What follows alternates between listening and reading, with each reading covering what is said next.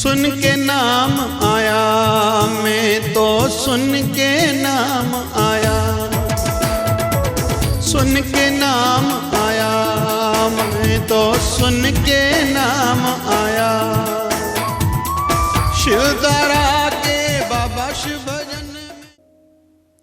जय जय शिवधारा, जय जय शिवधारा। इंसान का वैल्यू, इंसान का कदर उनके गुणों के आधार पर किया जाता है। भले आज का युग सर्टिफिकेट वाद का युग है, डिग्री कितनी है किसकी, क्या पढ़ाई करी है, उसका एक वैल्यू है। मुख्य भले आज के युग में बड़ी बड़ी जॉब्स उसके आधार पर मिलती है, लेकिन कोई जॉब लेते ही धीरे धीरे इतना आगे बढ़ जाता है, अपने जॉब के समय में पता नहीं कहाँ का कहाँ पहुँच जाता है, कंपनी का सीईओ तक बन जाता है। बहुत से लोग फिर वहीं के वहीं रह जाते हैं। केवल 9 से 5 बजे तक की माइंड है, मुझे 9 बजे जाना है, 5 बजे लौट के आना है, शनिवार रविवार आराम करना है, छुट्टियों में कहाँ घूमने जाना है। बस बहुत से लोगों की मानसिकता केवल इतनी ही रहती है और विकसित नहीं कर पाते खुद को। लेकिन कुछ लोग तो जीवन के टारगेट्स ही पहले तो छोटे छोटे बनाते हैं। इस हफ्ते में मुझे इतना कुछ करना है, इस महीने में यह करना है, 1 साल का मेरा टारगेट ये होगा, 5 साल के बाद ये टारगेट होगा, 10 साल के बाद ये होगा, और मेरे जीवन भर का टारगेट ये होगा।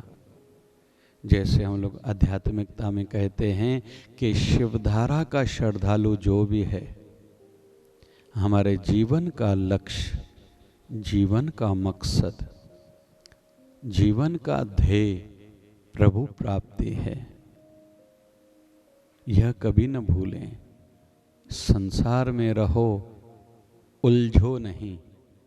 जैसे नाव पानी में रहे तो खुद तो तैरती है, कईयों को पार करा लेती है, लेकिन नाव में जब पानी आ गया, नाव पानी में रहे ये अच्छी बात है, लेकिन नाव में पानी आया तो खुद भी डूबती है और कईयों को भी डुबा सकती है। इसलिए संसार में तो रहना है ना, यहाँ जन्मे हैं, यहाँ ही रहना है, यहाँ ही व्यवहार करना होगा, लेन देन करनी होगी, खाना पीना है, बोलचाल है करनी होगी, सोशल एनिमल हैं, जियो और जीने दो वाली पॉलिसी अपनानी होगी। खुश रहें, दूसरों को खुश रखें, यह स्वभाव बनाना होगा। विन विन, मैं भी बढ़ूं, दूसरे भी बढ़ें, ऐसी सोच बनानी होगी।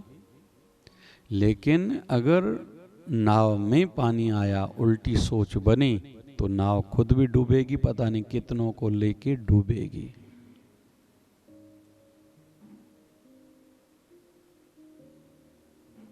ये जो आतंकवाद आदि, या रशिया यूक्रेन की बात हो या अमेरिका चाइना की बात हो, केवल उल्टी सोच का परिणाम संसार, दुनिया, प्रकृति, पूरा विश्व भुगत रहा है, और आगे पता नहीं कितनी आपदाएं झेलनी पड़ेंगी।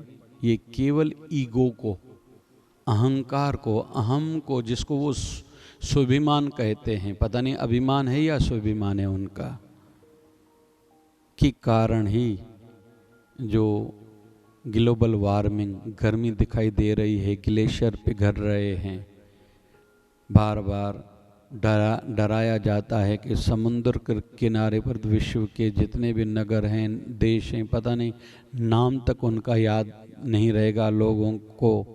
जैसे आज का हमारा मुंबई हो या गुजरात का कुछ पट्टा हो, थोड़ा हमारा वेस्ट बंगाल हो आदि, तो ये क्यों कहते हैं समंदर में समा जाएंगे? क्योंकि ग्लेशियर पिघल रहे हैं, पानी ज़्यादा आ रहा है, समंदर का स्तर, लेवल बढ़ती जा रही है पानी की। कारण ग्लोबल वार्मिंग। ये गर्मी क्यों बढ़ी? टेम्परेचर इन थोड़े सालों में 1 से 1.5 डिग्री बढ़ा है। क्यों बढ़ा है? ये जो लड़ाइयाँ कर रहे हैं, एक दूसरे पर बम फोड़ रहे हैं, रॉकेट लॉन्चर आदि आदि आदि। क्यों? अहम के कारण, अहंकार के कारण मैं किसी से कम हूँ क्या? चाइना कहता है मैं कम हूँ क्या? अमेरिका कहता है मैं कम हूँ क्या? रशिया कहता है मैं नहीं छोड़ूंगा, यूक्रेन कहता है मैं नहीं छोड़ूंगा। ऐसे कई देश, दुनिया भर के कई देशों के बीच में, कंट्रीज के बीच में ये तनाव चल रहा है। चाहे कोरिया की बात कहें, दोनों कोरिया, नॉर्थ और साउथ आदि, जो भी, कुल मिला के हमारा ही कर्म का ही परिणाम, रिजल्ट हमने जो किया उसका ही संसार को मिलेगा। तो पानी नाव में नहीं आना चाहिए, सोच खराब नहीं होनी चाहिए। तो इसके लिए हम अपने गुणों को, क्वालिटीज को बढ़ाएं। आज हम लोग नई एक क्वालिटी सीखेंगे, एबिलिटी, क्षमताएं, नए गुण सीखना। फिर हमारी बिहेव, व्यवहार को भी देख के हमारी सोच का पता चलता है, हमारा बिहेव कैसा है, हम किसी के साथ बात कैसे करते हैं। चलो किसी को काउंसलिंग नहीं आती, बोलना नहीं आता, तो सीख तो सकते हैं। अरे सेना में आजकल कोई वृद्ध कुत्ता, डॉग वृद्ध होता है और उसको रिटायर किया जाता है, उसको भी सलामी दी जाती है। क्यों? क्योंकि उसको गुण सिखाए गए थे, नई बातें सिखाई गई थी, उसने करा था और आपातकाल में हमारी सेना का साथ दिया था, देश के लिए वो विशेष कुछ किया था। कुछ महीने पहले हमने देखा, एक भारत की सेना का एक सच्चा सिपाही, एक डॉग था, कुत्ता था, गुजर गया तो उसको विधिवत सलामी दी गई थी।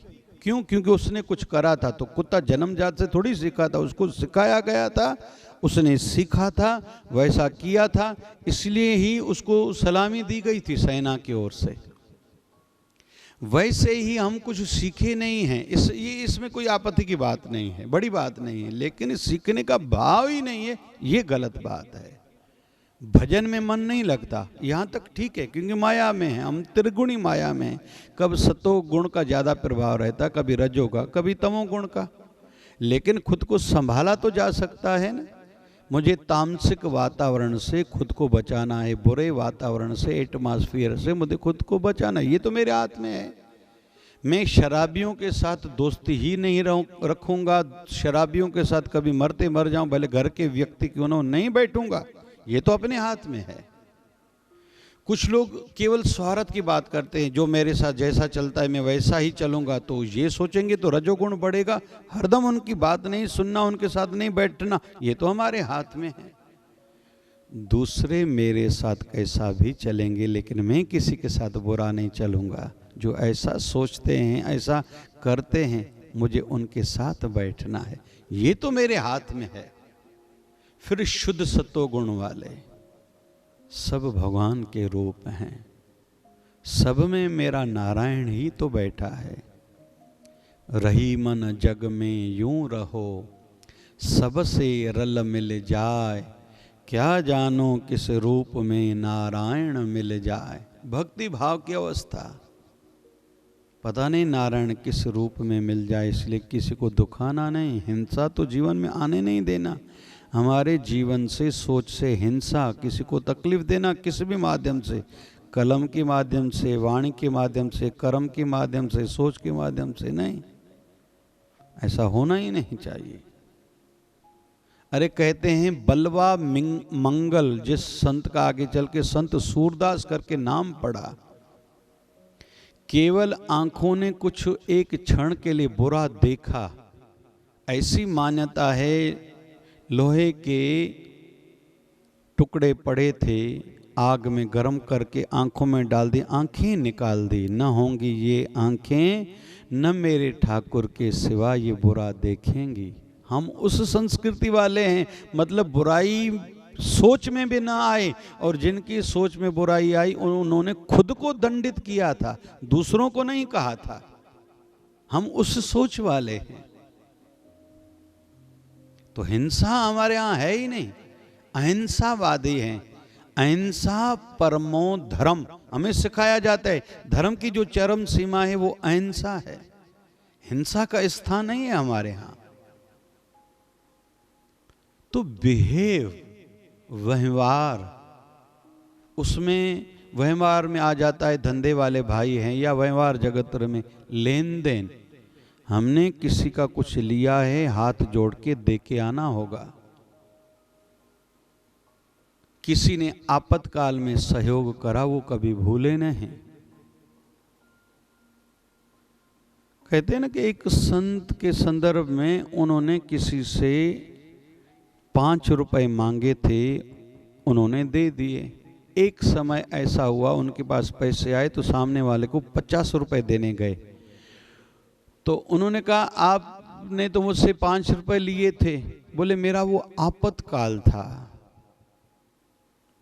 घर का व्यक्ति किसी डॉक्टर को दिखाने के लिए जा रहा था, मरते मरते बचा है आपके पैसों के कारण, उसके बदले में मैं भले 50 रुपए दे रहा हूँ, ऐसा लग रहा है मैं ऐसा नहीं चुका पा रहा हूँ क्योंकि आपने इतनी कृपा करी, मुझ पर मेहरबानी करी, हेल्प करी थी। उसके सामने कुछ भी नहीं है। क्यों लोग बहुत से अपने गुरु स्थानों पर, गुरु दरबार में दसवंत देते हैं, 10% कमाई में से देते हैं, वहाँ फिर उनके गुरु दरबार पर फिर सेवा कार्य चलते हैं उनसे ही। सिख समाज इन बातों में आगे आगे है, क्योंकि गुरु गोविंद सिंह महाराज की आज्ञा थी दसवंत जरूर निकालो, जितनी भी कमाई होती है खर्चा काट के 10% अपने गुरु दरबार में दो। ये कार्य आपके लिए हैं। आध्यात्मिकता के साथ साथ बाहर धार्मिकता वाला वातावरण होगा, अच्छी साफ सफाई होगी, मेंटेनेंस होगी, बाग बागीचे होंगे, आपका ही मन वहाँ लगेगा, आपके बच्चों का मन लगेगा, कुल मिला के फायदा आपको ही है।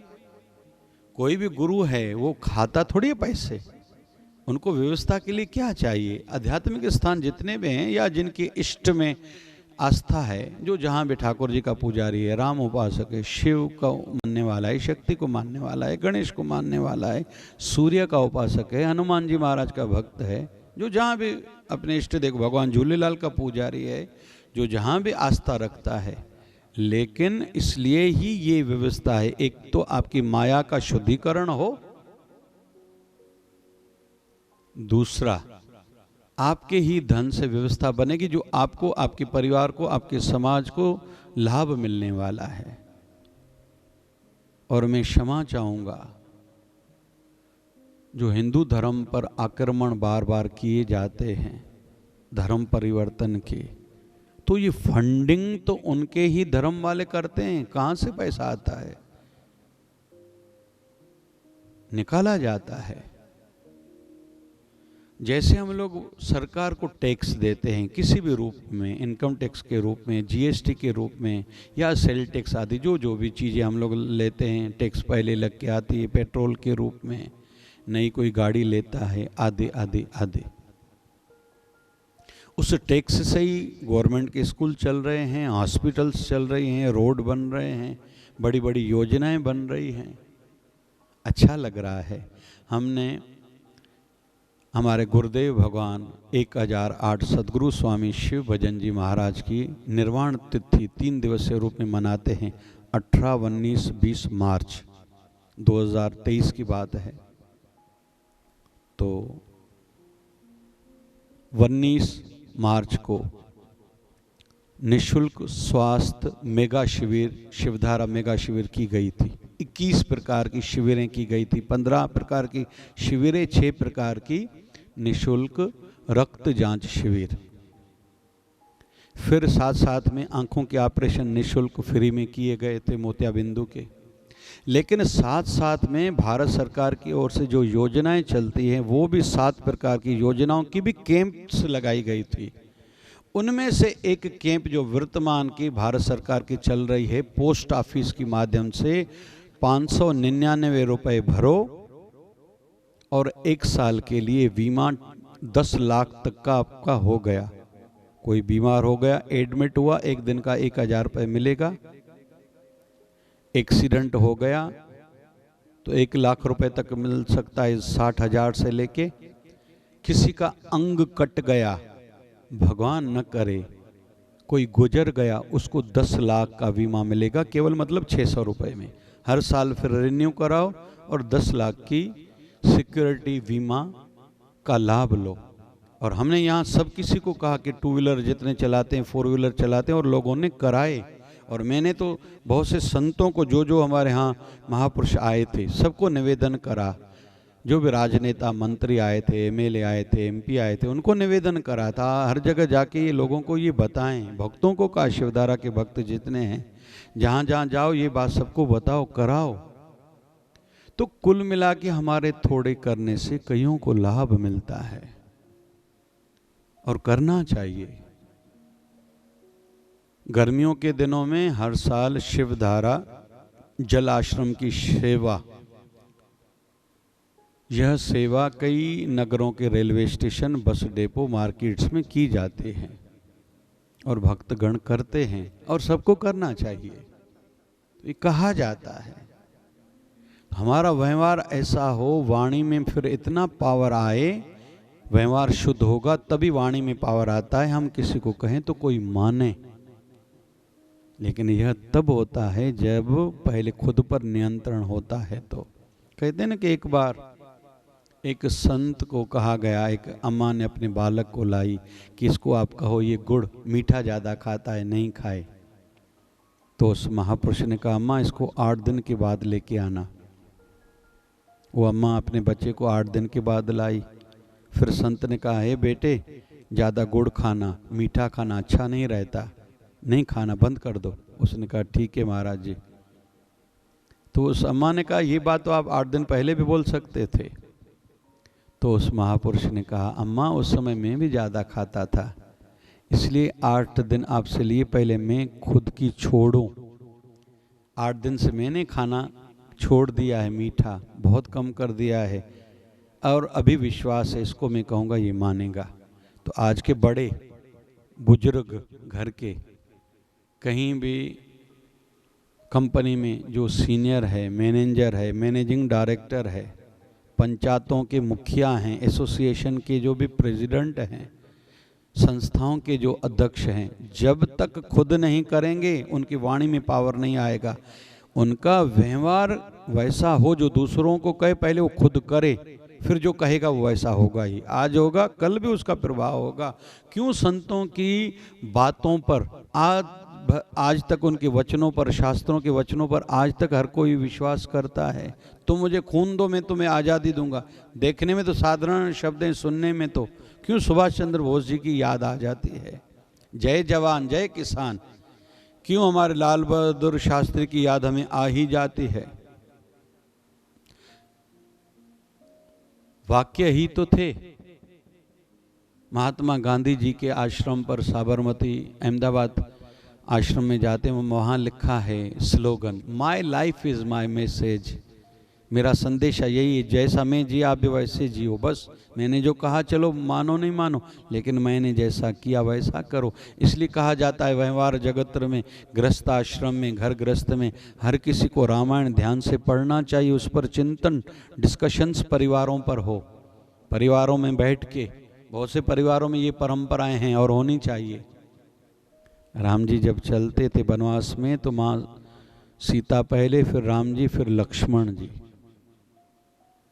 है तो छोटी बात, लेकिन कितना नहीं लाभ है, सीखने को मिल रहा है। स्त्री की, लेडीज की सुरक्षा, प्रोटेक्शन होनी चाहिए, बच्चों की ओर ध्यान देना चाहिए। जैसे एक दिन छोटा सा उदाहरण याद आ रहा है, रेलवे स्टेशन पर 2 दाम्पति गृहस्थी, जो पति पत्नी बैठे थे साथ साथ में, 2 इधर बैठे थे, 2 इधर बैठे थे। एक परिवार पढ़ रहा था रामायण, ट्रेन लेट हो गई थी। उन्होंने कहा, भैया ये कोई बात है, रेलवे स्टेशन पर भी कोई रामायण पढ़ता है और इससे होता क्या है। चलो, उन्होंने जब तक ट्रेन आई पढ़ा, ट्रेन आई, शास्त्र ग्रंथ रामायण का रुमाल में बंद करा, मर्यादित रूप में सामान में रखा, सामान उठाया, ट्रेन आई, रुकी कम, चलने लगी। तो हुआ क्या, जिसने रामायण पढ़ी थी उसने अपनी पत्नी को चढ़ाया, सामान को चढ़ाया और भागते भागते खुद चढ़ गया। और जिन्होंने रामायण का पाठ पर टीका करी थी, कुछ कहा था, खुद चढ़ गया, उसकी पत्नी रह गई, सामान रह गया। कहीं तो भी आगे वाले स्टेशन पर दोनों का मिलना हुआ। उसने कहा अगर आप रामायण पढ़ते थे तो ऐसा नहीं होता था, रामायण में पहले स्त्री को आगे रखो, तुमने नहीं पढ़ा, ये तुम्हें देखो दंड मिला। मेरी पत्नी भी चढ़ गई, मैं तो पुरुष था, भागते हुए दौड़ते हुए ट्रेन में चढ़ा, सामान भी चढ़ गया, तुम चढ़े लेकिन पत्नी को पीछे छोड़ा, अभी वो रह गई है। ये लाभ है रामायण पढ़ने का। एक भाई को दूसरे भाई के लिए क्या सोच रखनी है। राम जी को वनवास मिला नहीं, बस संकेत मिला, निकल गए। अलग अलग प्रकार की बातें कही गई थी, गुरु आस्थान पर जाके रहो, नहीं माने। भरत लेने आया था चित्रकूट में, ऐसा करते हैं मैं रहता हूँ शत्रुघ्न के साथ, आप जाइए लक्ष्मण को रख के आप राज चलाइए। जब राम जी नहीं मान रहे थे तो कहा चलो 14 साल में वनवास में रहता हूँ। राज्य मिला, राम जी नहीं ले रहे हैं। भरत को मिला, भरत भी नहीं ले रहा है। भरत राम जी को दे रहा है, राम जी भरत को दे रहे हैं। और कुल राम जी को 3 राज्य मिले थे। अयोध्या का राज्य मिला, नहीं लिया। किष्किंधा का राज मिला, बाली का वध किया, सुग्रीव को दे दिया। लंका का राज मिला, क्योंकि उस समय ऐसी मान्यता थी जो जिस देश पर चढ़ाई करे राजा को मार दे, वो राज्य उसका हो गया। राम जी ने नहीं लिया, लंका का राजा विभीषण को बनाया, फिर आके अयोध्या के राजा बने थे। तो ये रामायण से सीख मिलती है। पत्नी का धर्म क्या है? लक्ष्मण ने कहा था उर्मिला को, मेरी माताओं को रोने नहीं देना, सेवा करते रहना। इधर खुद राम जी की सेवा में रहे, 14 साल जागे थे, दिन को सेवा करी, रात को चौकीदारी करी। तो रामायण पढ़ेगा तो कोई सीखेगा। तो ये व्यवहार का ग्रंथ है, हर किसी को पढ़ना चाहिए, बहुत कुछ सीखने को मिलता है। तो व्यवहार, लेन देन, मैंने किसी का पहले तो लेना ही नहीं चाहिए, लिया है तो देना जरूर है। लेना कुछ नहीं, देना है, केवल देने की आदत हो, देने वाले का हाथ ऊपर हो। फिर वार्तालाप, बात करने का ढंग अच्छा हो, अपनापन हो, कोमलता हो, मधुरता हो और हितकारी हो, दूसरे को सुख पहुंचाने वाला हो। फिर सबके साथ मिलके रहना है, सबका साथ, सबका विकास, सबका विश्वास और शिवधारा आश्रम की ओर से वचन है सबका एहसास। व्यवहार ऐसा हो, क्वालिटी ये खुद में बढ़ानी है तो हमारा वैल्यू बढ़ेगा, कदर बढ़ेगी, इंक्रीमेंट जॉब में होगी। आध्यात्मिक उन्नति भी तब संभव होगी जब इस प्रकार के गुण खुद में होंगे। लेना नहीं, मैं केवल संसार को देने आया हूँ। जो देता है वो देवता है, और देने वाला कभी खुटता नहीं, लेने वाला कभी भरता नहीं। ऐसी सोच भी हमें बनानी होगी। मेरी वाणी से मैं ऐसा बोलूं किसी का दिल खुश हो जाए, किसी का काम हो जाए, किसी को राह मिले, मार्ग मिले। टीका टिप्पणी ज़्यादा नहीं करनी, किसी को दुखाना नहीं, बस ये गुण बढ़ाएं और आगे बढ़ते जाएं। जय जय शिवधारा, जय जय शिवधारा। सुन के नाम आया, मैं तो सुन के नाम आया,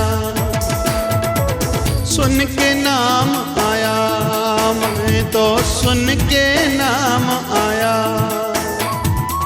शिवधारा के बाबा शिव भजन